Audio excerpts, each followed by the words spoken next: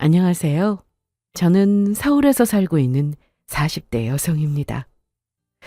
열심히 일하면서 딸 하나 키우고 있는데요. 결혼을 했으니 시부모님도 내 부모라는 생각으로 살았습니다. 남편에게 유일한 가족인 어머님께 저 또한 잘하려고 노력했죠. 그래서 사기당해 힘들어하는 어머님을 외면할 수 없어 집도 사드렸습니다. 하지만 그날 이후 저에게 바라는 게 너무 당연시되어 갔고 그런 시댁에 점점 지쳐갈 때쯤 남편의 외도를 알게 되었습니다. 배신감에 휩싸인 저는 조용히 움직였습니다. 애미야, 내 집에 누가 이사 온다고 하던데 무슨 일이 있니? 다급한 목소리로 전화한 시모에게 그렇게 애지중지 키운 귀한 아들한테 직접 물어보라고 했는데 제가 거지 같은 시댁을 어떻게 처참하게 끝냈는지 그 사연을 바로 시작해 보겠습니다. 사람마다 사는 환경이 다르듯 저는 경력을 쌓고 돈 버느라 제대로 된 연애를 한 번도 못 해봤습니다. 한마디로 남자 보는 눈이 없었죠. 연애하는 동안 무척이나 저를 아껴주고 좋아해주니 이런 사람과 결혼해야 한다고 생각했습니다. 그러다 보니 학벌, 집안, 외모, 그리고 직업까지 너무 안 가렸네요. 그저 사람의 인성, 됨됨이보다 중요한 건 없다고 생각한 저는 30을 훌쩍 넘긴 나이에 남편과 결혼을 했습니다. 결혼과 동시에 저희는 시댁에 들어가 살았는데 다 사정이 있었습니다. 자기야, 결혼했는데 그래도 따로 사는 건 아니지. 그럼 처가에 들어가서 그동안 사는 건 어때? 그럼 회사에서 너무 멀어서 힘들지 않을까? 분양받은 아파트의 입주일이 늦어지면서 결혼식 후 어떻게 해야 하나 고민하던 중 얘기를 나누게 되었는데요. 각자 집에서 지내다가 입주하든지 아니면 따로 원룸이라도 얻거나 여러 방법을 생각했습니다. 남편은 친정에서 부모님과 같이 살아도 된다며 먼저 저렇게 얘기를 꺼냈지만 그렇게 되면 출퇴근이 힘들어서 일단 패스했고 결국 고민 끝에 시댁에 들어가 살기로 했습니다. 남편과 연애할 때 아버님이 돌아가셔서 어머님이 혼자가 되셨는데 자식이 여럿도 아니고 남편 하나뿐이라 언제 또 어머님과 같이 살아보나 싶기도 했고 이번 기회에 좀 친해져야겠다 생각하기도 했고요. 따로 집을 얻으면 그만큼 나가는 돈도 무시 못하기 때문에 조금 불편하더라도 어머님과 같이 살게 되었습니다. 사실 맞벌이 하느라 시모를 모시고 산다는 기분보다는 얹혀 산다는 표현이 더 정확했습니다. 어머님이 정말 잘해주셨거든요. 시댁은 오래된 구축 아파트였는데 평수가 작긴 했으나 사는데 지장은 없었습니다. 어머님은 오전에 아파트 청소 일을 하셨는데 운동 삼아 다니는 거라며 늘 괜찮다고 하셨죠. 어머님, 저 왔어요. 그래. 왔어? 우리 우진이는 좀 늦는다고 하던데. 네, 통화했어요. 저녁은 드셨어요? 이제 먹으려고. 잘됐다. 저랑 같이 먹어요, 어머님. 저도 아직이거든요. 시간이 몇 시인데 밥도 안 먹고 일하다 온 거야. 가만히 있어보자. 넌 얼른 씻어라. 내가 밥 차려놓을게. 제가 한다고 해도 어머님은 일하고 온 사람한테 집안일 시키는 거 아니라며 뭐든 제 상황에 맞춰주셨습니다. 친정 부모님이나 식구들이나 모두 제가 시댁에서 사는 것에 대해 걱정이 많았는데요. 솔직히 편하고 좋았습니다. 퇴근하고 집에 오면 어머님이 밥도 해주시고 빨래도 다 해서 서랍에 넣어주시고 제가 할 게 없었어요. 눕고 싶으면 눕고 자고 싶으면 자고 정말이지 결혼 전 부모님과 살 때처럼 편했습니다. 물론 시어머니가 친정엄마가 될 수 없듯이 마냥 편한 건 아니었지만 결혼 전 어색했던 사이에서 조금은 편한 사이로 발전한 것에 대해서 상당히 만족하며 지냈습니다. 벌이로 따지자면 남편보다 제가 훨씬 더 많이 벌었습니다. 학창 시절 열심히 공부한 덕분에 좋은 회사에서 일하게 됐고 늦게 결혼한 만큼 그간 모은 돈도 좀 있었고요. 그에 반해 남편은 중소기업에 다니고 있었는데 월급은 적어도 복지가 꽤 괜찮은 편이었습니다. 하지만 그마저도 결혼 후 잦은 이직으로 제 속을 좀 썩히긴 했어요. 그래도 마음 잡고 착실하게 회사에 다니고 있어서 그거 하나면 됐다 생각했습니다. 만일 반대의 경우라면 남편이 돈 벌어온 걸로 제가 생활했을 테니 그저 좋게 생각했습니다.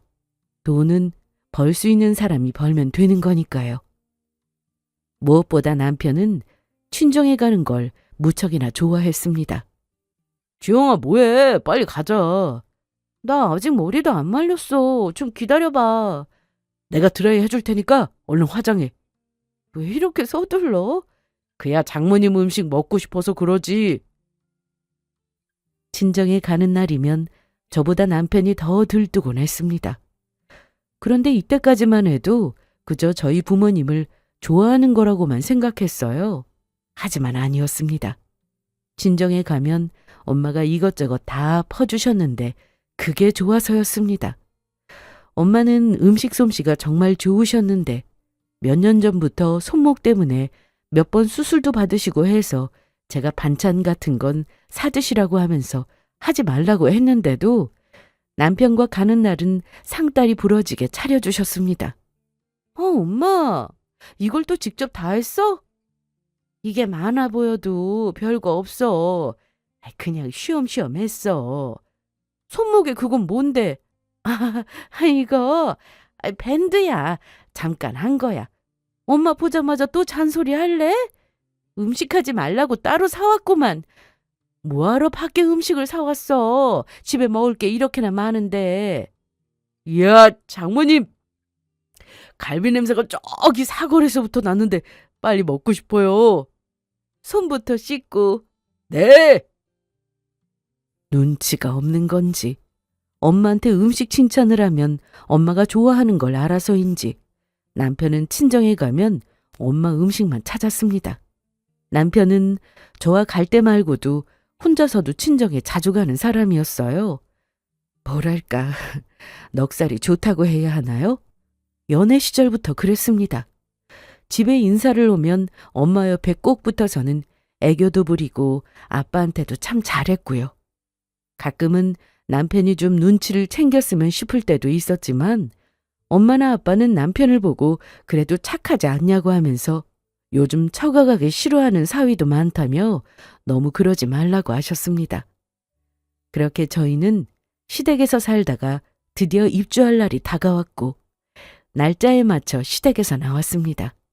남편이나 저나 서로 매우 들떠 있었고 입주 후 한동안 집을 꾸미고 살면서 제대로 된 신혼을 보냈습니다. 그러던 어느 날 시댁에 문제가 생겼습니다. 퇴근 후 시댁에 들렀다 온 남편은 시모가 사기를 당했다고 했습니다. 사기라니? 무슨 사기? 엄마가 빚내서 투자했다가 사기당했대. 투자? 어머님이 무슨 투자를 했다는 거야? 아이씨, 엄마 진짜 제대로 알아보지도 않고 집 날리게 생겼어. 남편의 얘기를 들어보니 시모는 옛날에 알고 지내던 고향 사람이 찾아와 몇 번 만났다가 투자 권유를 받았다고 했습니다. 그래서 가지고 있는 돈 소액으로 투자를 했더니 배로 돌려받아서 이거 돈 되겠구나 싶었다고 했죠. 몇 번이나 투자금의 수익까지 돌려받으니 의심하지 않고 집 담보 대출까지 받아 큰 돈을 마련해 줬는데 차일피일 돈 주는 걸 미루더니 잠수를 탔다고 하더라고요. 연락 온 거 없어? 없어. 답답하다 정말. 어머님은 어떻게 하고 계셔? 누워 계시지 뭐. 경찰에 신고한 상태였으나 잡더라도 돈을 돌려받기는 어렵다고 했고 현재 국내에 있는지 해외로 튀었는지도 알 수 없다고 하더라고요. 결국 시모는 집 날리고 시댁 친척집에 가서 지내게 되었는데 아들 며느리한테는 어떻게든 피해주지 않고 싶다며 절대 찾아오지 않으셨습니다. 하지만 해당 친척집에서는 당장 남편에게 모시고 가라고 하는 중이었고 시모는 어떻게든 버티고 안 오신다고 하시니 난감한 상황이었어요. 무엇보다 저희가 사는 동네보다 원래 사시던 동네를 고집하는 분이어서 근처에 사는 친척집 가서 신세를 지고 계셨는데 남편과 고민 끝에 시모에게 집을 해드렸습니다. 물론 아주 좋은 집은 아니었어요. 혼자 살 만한 작은 평수였는데 아파트도 아니고 빌라여서 엄청 비싼 집은 아니었지만 그래도 다른 사람 눈치 안 보고 혼자 사시는 게 낫겠다 싶어서 결정했습니다. 사실 긴 시간은 아니었으나 시모와 같이 살았던 기간 동안 저에게 아주 잘해주셨고 친정엄마 같은 따뜻함을 느꼈기에 좋은 마음으로 해드렸습니다. 이번 일로 남편이나 시모가 저에게 고마워했는데 자기야, 내가 진짜 평생 자기한테 잘하고 살게. 정말? 꼭 엄마한테 집을 해줘서가 아니라 난 전부터 자기한테 그런 마음 가지고 있었다고. 자기도 알지. 내가 자기 얼마나 사랑하는지. 두고 봐. 진짜 내가 능력은 자기보다 없지만 결혼한 거 후회하지 않도록 잘하고 살 거니까. 장모님 장인어른께도 잘할 거고. 남편은 정말 그날 이후로 저에게 잘했습니다. 저도 뭔가를 바라고 해드린 건 아니었는데 저한테 고마워하니 괜히 뿌듯하고 그렇더라고요. 시모 역시 복덩이 며느리가 들어왔다면서 아들보다 며느리가 더 좋다고 저만 보면 늘 치켜 세워주고 잘해주셨어요. 시댁 문제도 해결되고 저는 얼마 뒤 임신을 했는데 시댁에서 사랑받고 친정 부모님이 많이 신경 써주신 덕분에 건강하게 딸을 낳았습니다. 한 번은 제가 출장으로 친정아빠 생신을 못 챙겨드린 적이 있었는데 남편이 딸과 함께 케이크 사들고 친정에 갔더라고요. 직원들과 회의 후 숙소에서 잠시 쉬고 있는데 엄마한테 영상통화가 걸려왔습니다. 여보. 놀랐지? 혼자 갔어? 그럼 케이크 사들고 왔어. 잘했다. 고마워. 지영아, 조서방에 아빠 생신이라고 왔어. 걱정 말고 일 열심히 하라고 전화했어. 미안해 엄마. 미안하긴 생일 매년 있는 건데. 아무튼 우리 밥도 먹고 즐겁게 보내고 있으니까 출장 다녀와서 조서방하고 한 번 더 와. 진심으로 고마웠습니다. 제 주변에는 남편 같은 사람이 솔직히 없었거든요.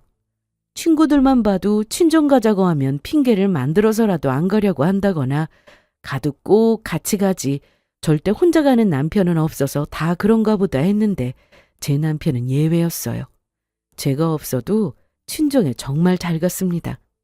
그래서 저도 남편에게 잘하려고 노력했는데 돈은 좀 못 벌어도 사람이 이렇게 예의 바르고 착한데 이거면 됐지 생각했습니다. 경제적으로 크게 어려움 없이 자란 저와 다르게 남편은 어렸을 때부터 형편이 그리 좋지는 않아서인지 저와 결혼하고도 절약을 외치는 사람이었는데 그렇다고 제가 낭비하고 사치하는 건 아니었습니다. 그런데 남편은 좀 지나쳤죠. 돈을 써야 할 때는 좀 쓰고 살아야 하는데 모든 상황에서 절약하는 남편을 보며 어렸을 때 얼마나 힘들게 자랐으면 저럴까 싶은 마음에 안쓰럽게 생각한 적도 많았습니다. 그러던 어느 날 남편이 좀 이상했습니다. 뭐든 아껴야 하는 사람인데 한 달 카드 사용 금액도 매달 조금씩 늘어났고 외식하는 게 제일 돈 아깝다고 해놓고 퇴근 후 친구들 만나 밖에서 밥 사 먹고 술 사 먹고 그렇게 들어올 때가 많았죠. 술 좀 적당히 마셔라, 알았어. 잔소리 그만. 내가 오늘 너무 기분이 좋아가지고 친구들한테 한 통 냈어. 그래, 잘했어. 잘했어? 그럼 나 내일도 쏜다. 여보, 알았어. 툭하면 나가서 밥 사고 술 사고 하면서 돈을 물 쓰듯이 쓰기 시작하는데 그간 이렇게 써본 적이 없어서 저러나 싶었고 다른 것도 아니고 친구들 만나 밥 한 끼 사는 걸로 잔소리하지 말자 싶어서 저도 그냥 넘어갔습니다. 그렇게 남편은 본인이 내뱉은 말을 2년도 채우지 못하고 점점 밖으로 나돌기 시작했는데 시모도 똑같았습니다. 집 사주고 경제적 지원도 아낌없이 하며 살았더니 그걸 당연하게 생각하더군요. 평소 시모와 자주 통화하면서 지냈는데 역시 팔은 안으로 굽었습니다. 나다. 네, 어머님. 요즘 너네 사이 안 좋으냐? 네? 갑자기 그게 무슨 우진이 지금 여기 와서 자고 있어. 늦은 시간에 시모한테 전화가 와서 무슨 일인가 싶었는데 남편이 술 마시고 시댁에 있다고 했습니다. 그런데 이런 날이 하루 이틀이 아니라고 했죠. 술 마시고 집에 가면 제가 바가지를 긁어서 들어가기 싫다고 했답니다.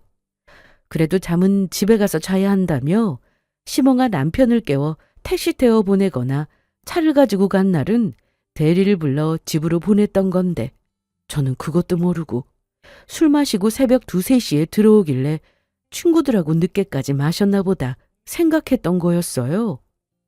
남자는 여자하기 나름인데 대체 네가 어떻게 했길래 우리 아들 입에서 집에 들어가기 싫다는 말이 나오냐고. 너 혹시 돈 좀 번다고 내 아들 무시하고 그러는 거 아니야? 그럼 안 돼. 아니에요. 제가 언제 돈으로 그러는 거 보신 적 있으세요? 그게 아니면 얘가 대체 왜 이러냐? 그런데 남편은 술 마시면 꼭 시댁에 가는 건 아니었습니다.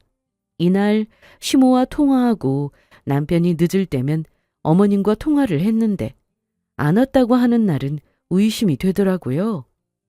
혹시나 바람이 아닐까 의심이 되었던 저는 남편 몰래 알아보기 시작했는데 그건 아니었습니다. 주로 만나는 친구가 있었고 그게 누군지 저도 알고 있었어요. 얼마 전 고향 친구 한 명이 서울로 올라오면서 더 똘똘 뭉치게 된 거였는데 거의 매일 일을 마치면 친구들이랑 술 마시고 PC방도 가고 주말에는 남자들끼리 캠핑도 가고 아주 집에 들어오질 않더군요.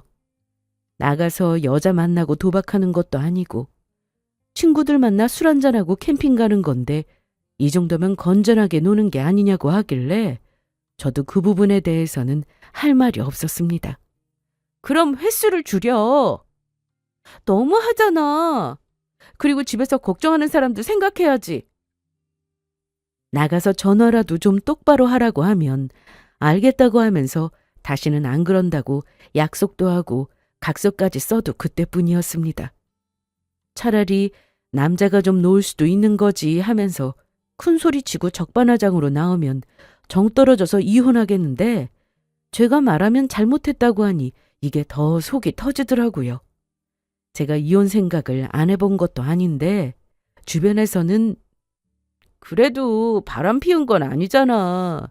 네가 어떻게든 자꾸 살아봐. 남자들 그럴 때 있어. 친구들 만나느라 정신 팔릴 때가 있다고. 그것도 다 한때니까 기다려봐. 이러니 속 터지는 건 저였습니다. 자식이 있으면 좀 일찍 들어와서 같이 애랑 놀아주고 하면 좋잖아요?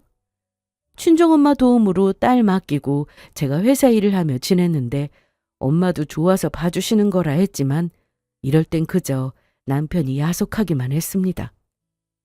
남편이 늦어서 전화를 걸면 신나는 목소리로 전화를 받고 제가 기분이 너무 안 좋아 보인다 싶으면 미안하다고 잘못했다 하면서 친구들이 불러서 어쩔 수 없었다며 다음부턴 안 나갈게 해놓고도 똑같았죠.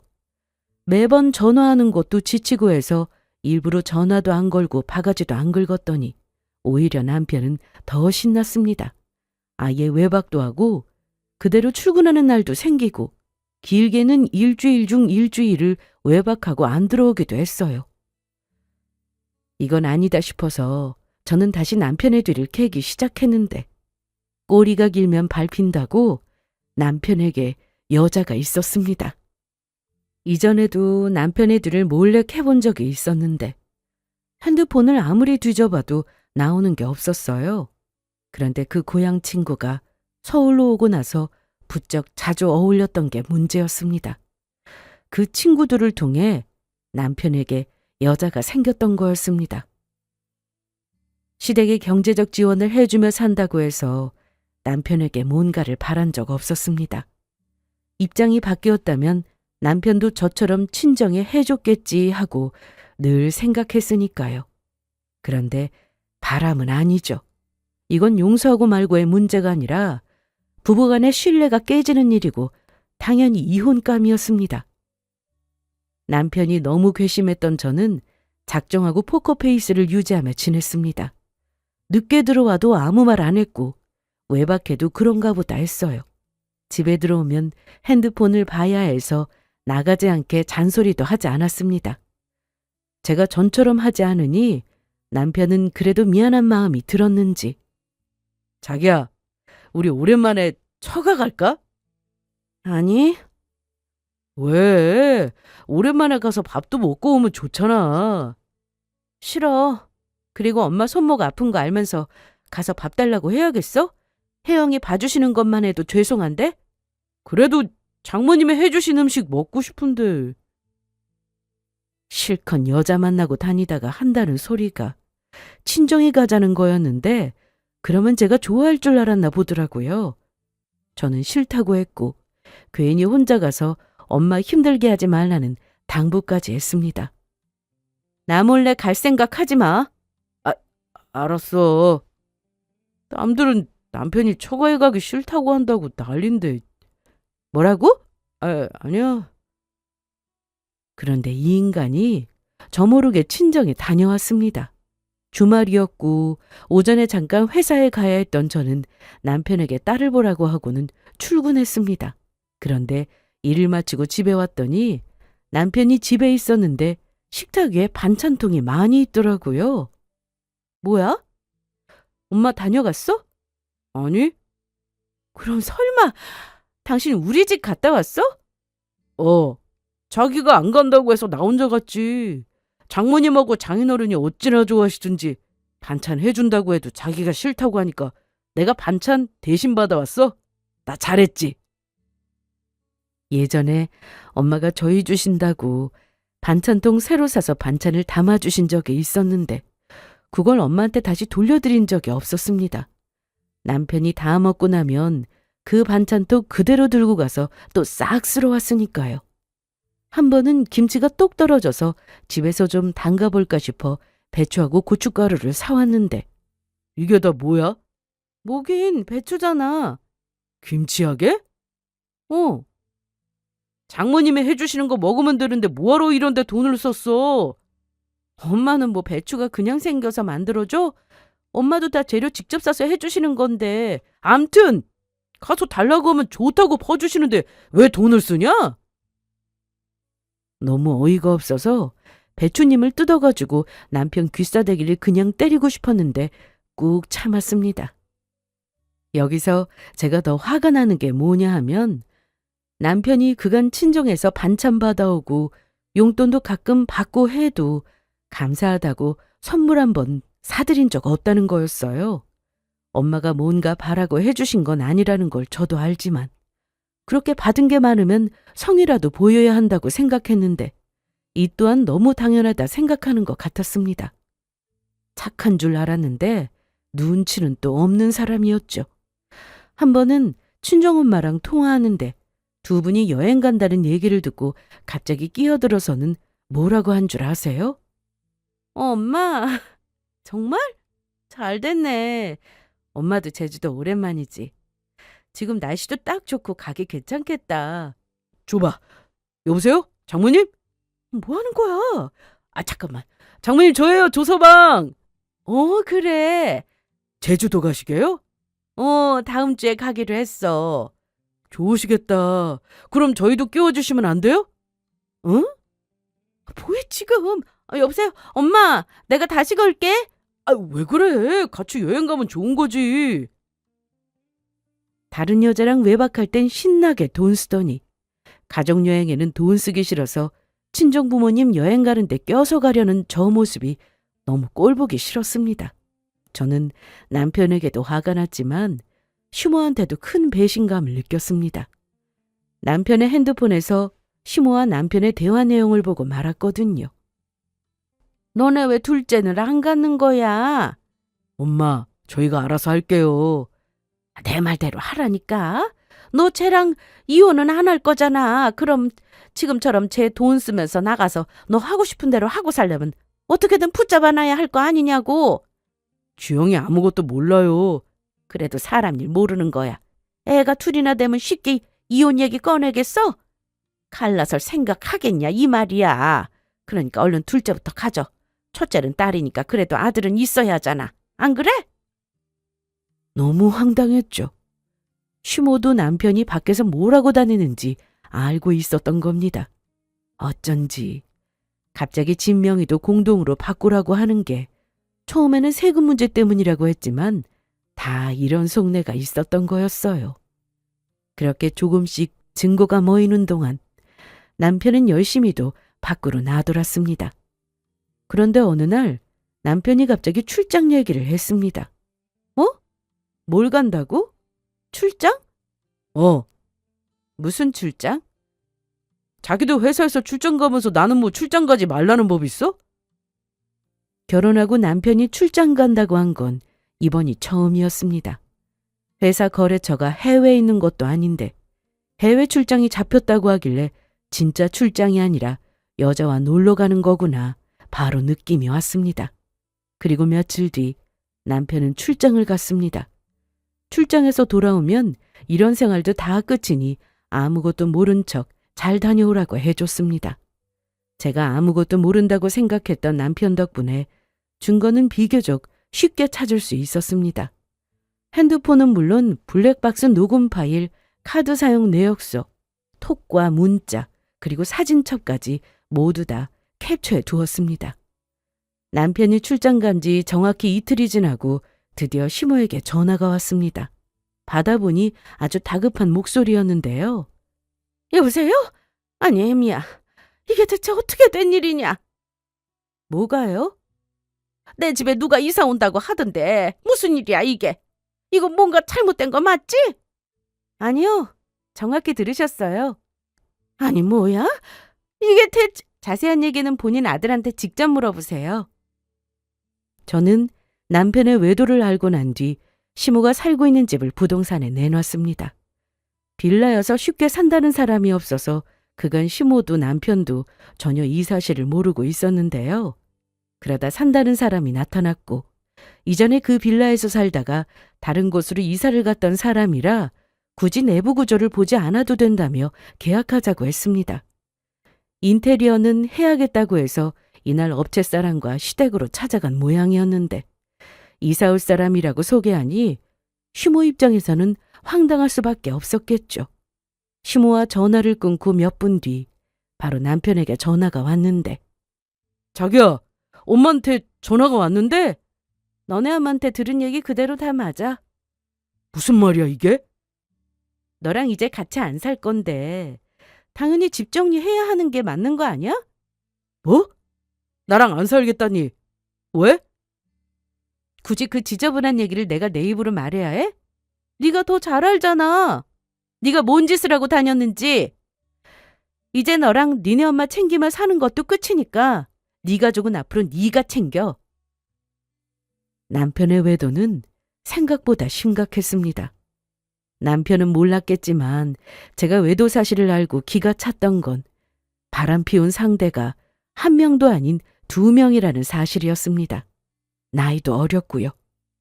한 명은 남편과 연락하다 새로운 상간녀가 생기면서 연락이 뜸해진 것 같았는데 상관없었어요. 저에게는 둘 다 똑같은 지저분한 상간녀일 뿐이었으니까요.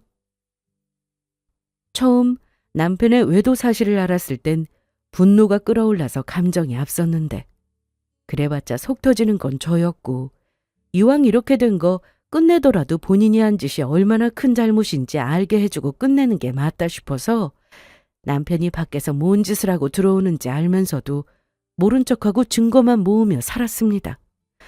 남편은 대체 제가 왜 이러는지 답답했을 겁니다. 또 한편으로는 제가 어디까지 알고 있는지 궁금했겠죠. 왜?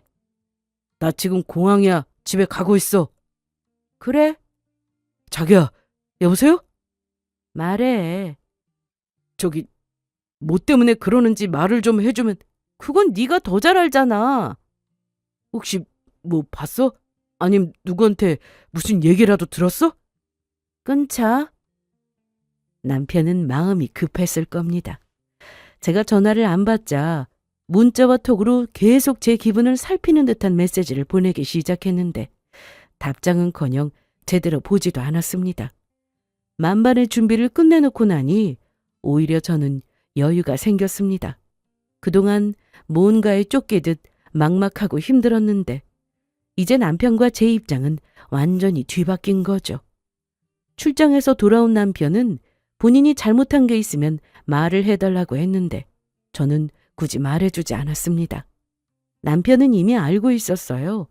그러면서 괜히 저를 떠보는 거였고 며칠 뒤 상간녀 소장이 도착하자마자 오해라며 뻔한 변명만 늘어놓을 뿐이었습니다. 여보, 아니 내가 다 설명할게. 뭘? 그 친구들, 친구? 친구라고 했어? 물론 나보다 나이가 어리긴 한데 그냥 일 때문에 몇 번 만난 게 전부야. 진짜. 그런데 이렇게 소송을 걸면 어떡하냐? 어? 다른 사람 말 들을 게 아니라 내 말부터 듣는 게 순서 아니야? 이미 셋이 만나 서로 입을 맞춘 건지 남편은 아무 사이도 아니라며 발뺌을 하기 시작했고 그저 자기가 잘못한 건 오해를 하게 한 것, 그거 하나뿐이라고 했습니다. 여기서 더 웃긴 건 다음날 아침 일찍부터 상간녀한테 전화가 왔는데 어쩜 하나같이 똑같은 말을 하더군요. 저 정말 유부남인 줄 몰랐어요. 남편은 아무 사이라고 아니라고 하던데 그쪽은 지금 저한테 유부남인 줄 모르고 만났다고 하는 거 보니 뭐가 있긴 했나 보네요. 네? 그게요. 이봐요. 제가 지금 심심해서 그쪽한테 소장이나 날린 걸로 보여요? 법대로 할 건데 이런 식으로 거짓말할 거면 혼나요. 정말 몰랐다니까요. 한 명은 억울하다 했고 또 한 명은 아무것도 모르고 속아서 만난 거라고 했습니다. 아, 그쪽도 아무것도 모르고 만났어요? 그럼 제가 미쳤다고 와이프 있는 유부남을 만나요? 참나. 조우진 그 인간 가진 거 하나 없고 있는 거라곤 자기 엄마뿐인데 저랑 남편 이혼하고 가지려면 가지세요. 대신 잘못은 했으니 벌은 받아야겠죠? 아니, 저도 속았다고요. 속고만 살았나? 왜 사람 말을 못 믿어요? 저더러 상간녀 말을 믿으라는 말이에요?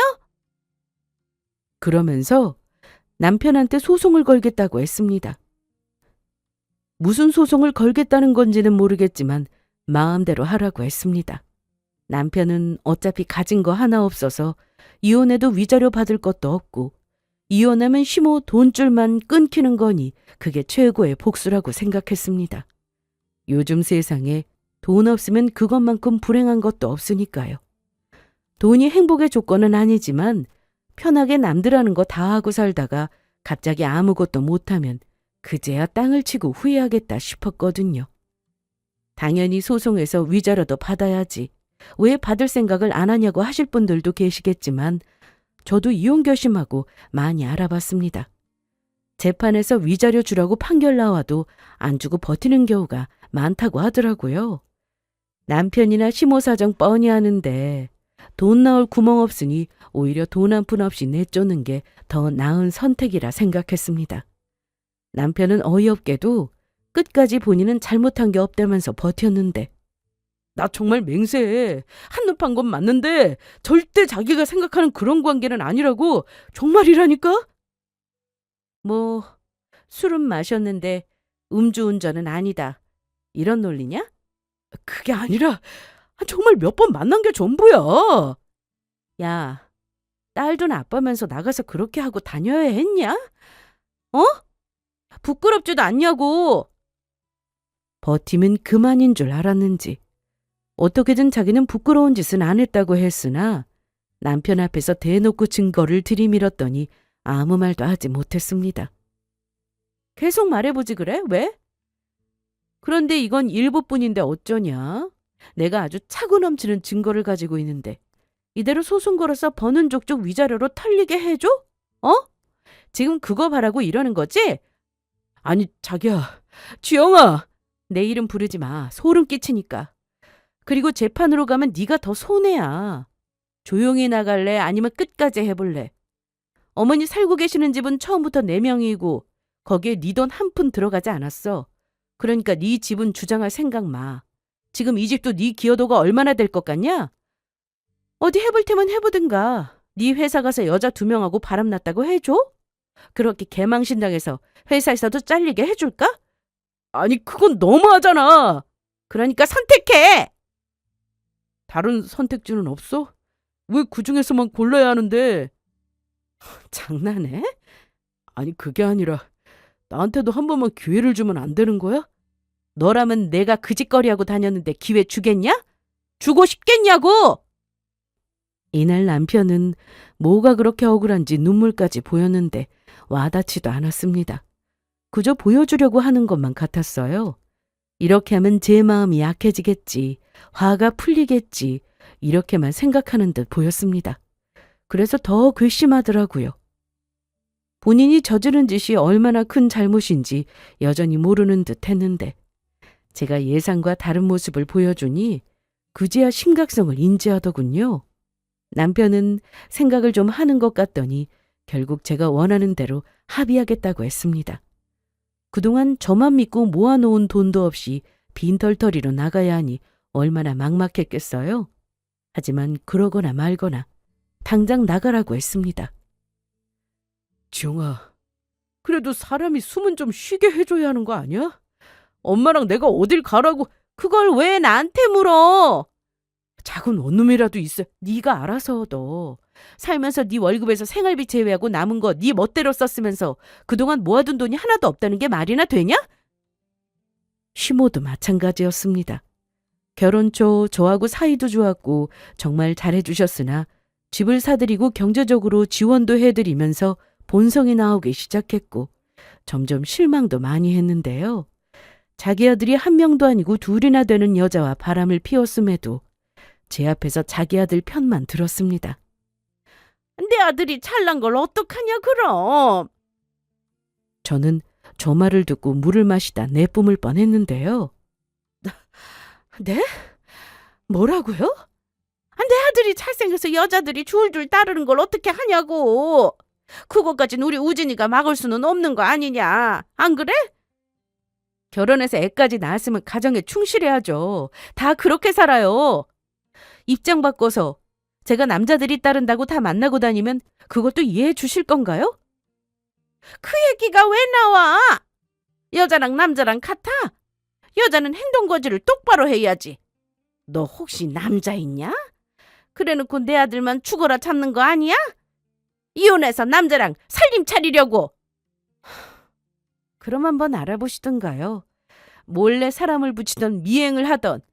그래도 나올 게 없으니 저는 떳떳합니다. 어떻게 우리한테 이러냐? 어? 독하다 독해. 그건 제가 할 말 아닌가요? 저더러 물주라고 하셨잖아요. 어머님 아들한테. 뭐? 제가 물주라면서요. 돈 대주는 사람이요. 그간 어려울 때 도와주고 싫은 소리 한번 안 하던 제가 이렇게 나오니 시모도 황당했는지 말을 잇지 못했습니다. 그래도 사람 본성이 원래 힘들 때 나온다고 하는데 역시나 이날 시모의 본성을 제대로 알았습니다. 너 이렇게 하면 벌 받아. 지금 제 걱정해 주시는 거예요? 뭐? 저 벌 받을까 봐 그거 걱정되시냐고요. 제 걱정할 시간에 빨리 살집이나 알아보세요. 돈 한 푼 없이 어머니 아들 쫓겨나게 생겼으니까. 남편과는 이렇게 합의를 하기로 했으나 2명의 상간녀와 합의는 없었습니다. 가정이 있는 남자를 만났으면 책임을 져야죠. 그래서 소송은 계속 진행했습니다. 상간녀 중 1명은 저를 직접 찾아와 잘못했다고 용서해달라고 빌기까지 했으나 들어주지 않았어요. 아니, 저 집이랑 회사에 알려지면 큰일 나요. 어쩌라고요? 제가 잘못했어요. 그리고 연락 안 한다고요, 이제. 그동안 저 모르게 만났잖아요.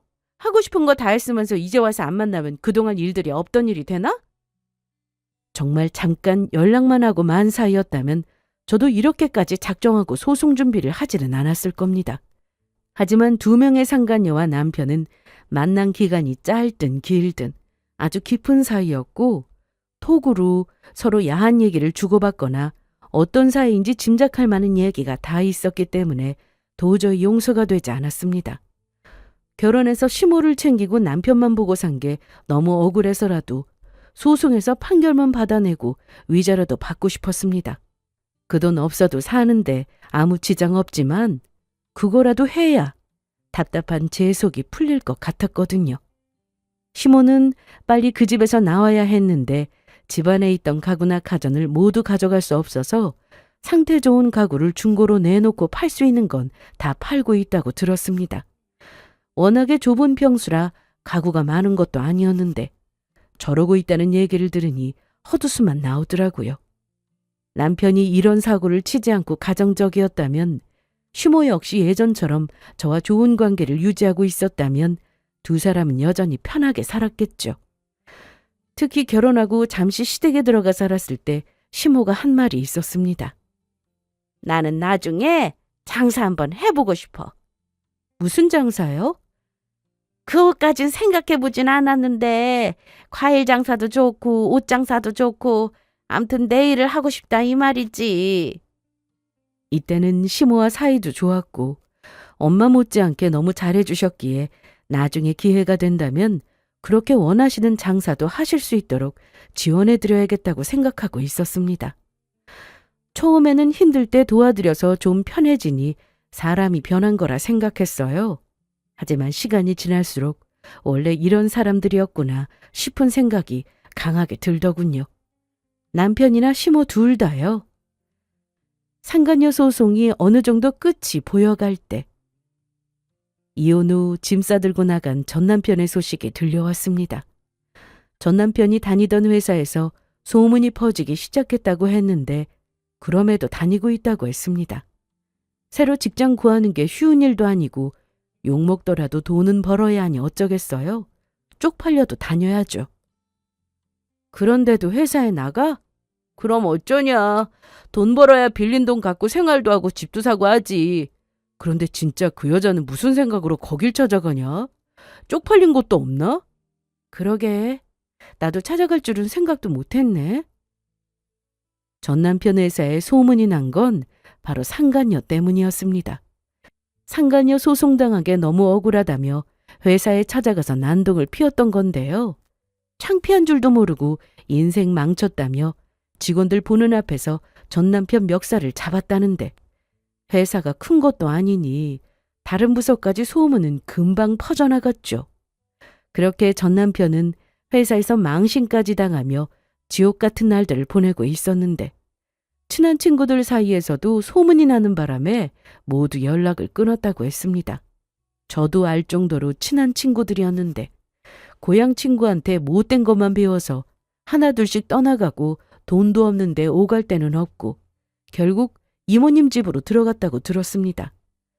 전 남편은 상황이 많이 어려운지 저를 찾아와서 나오지도 않는 눈물을 짜내며 쇼를 한바탕 하고 갔는데요. 이제 우리 볼 일 없는 사이 아니야? 알아. 아는데. 그래도 할 말이 있어서 왔어. 빨리 말해 바쁘니까. 그래 알았다. 혹시 소식 들었어? 뭔 소식? 엄마가 아프셔. 그런데? 뭐? 그런데? 야, 이럴 때는 맘에 없는 소리라도 해야 하는 거 아니야? 내가 왜 그래야 하는데? 그래도 한때 너한테 시어머니였고 사이도 좋았잖아. 우리 딸한테 할머니인데 이런 식으로 나 몰라라 해야 해? 그럼 진작에 좀 잘하지 그랬냐. 실컷 사람 뒤통수 때려놓고 이제 와서 지난 일은 지난 일이고 나 지금 힘드니까 봐주라.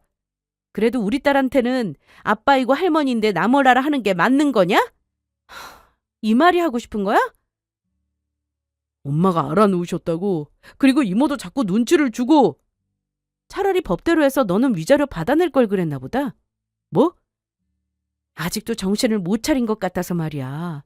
있을 때 잘하라는 말이 왜 있겠어. 너를 두고 한 말 같다. 어떻게 나랑 이혼하고 그렇게 네 인생이 바닥을 칠까? 거기에 대해서 생각은 안 해봤어? 솔직히 여기서 더 복수하고 싶어도 할 게 없었습니다. 제가 망가뜨리고 싶어도 이미 바닥을 친 인생인데 알아서 무너지더라고요.